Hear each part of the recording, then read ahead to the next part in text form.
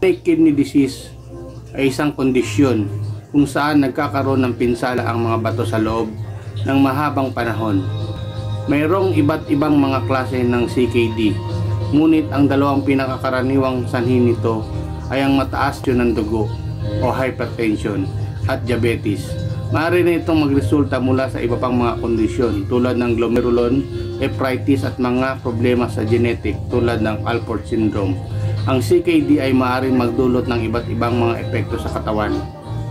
Maaaring magkaroon ng pagkakaroon ng labis na tubig o fluid buildup, pagkakaroon malalang pamamaga, pagkakaroon ng problema sa pag-ihi, pagkakaroon ng kawalan ng gana sa pagkain, pagkawala ng timbang, pagkakaroon ng problema sa pagtulog, pagkakaroon ng panghihina at pagkakaroon ng problema sa balat tulad ng pangangati at pagkakaroon ng kulay abo na balat. Ang chronic kidney disease ay maaari ring magdulot ng mga epekto sa kabuhayan. Maaring mangailangan ng mga pagbabago sa dieta at pamumuhay, regular na pagbisita sa doktor at pagkuha ng mga gamot.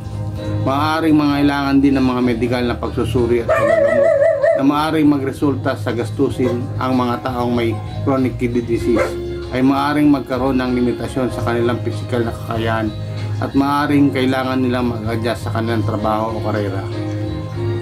Ang mga sintomas ng chronic kidney disease ay maaring umusbong sa loob ng mahabang panahon habang unti-unti na nagkakaroon ng pinsala ang mga bato.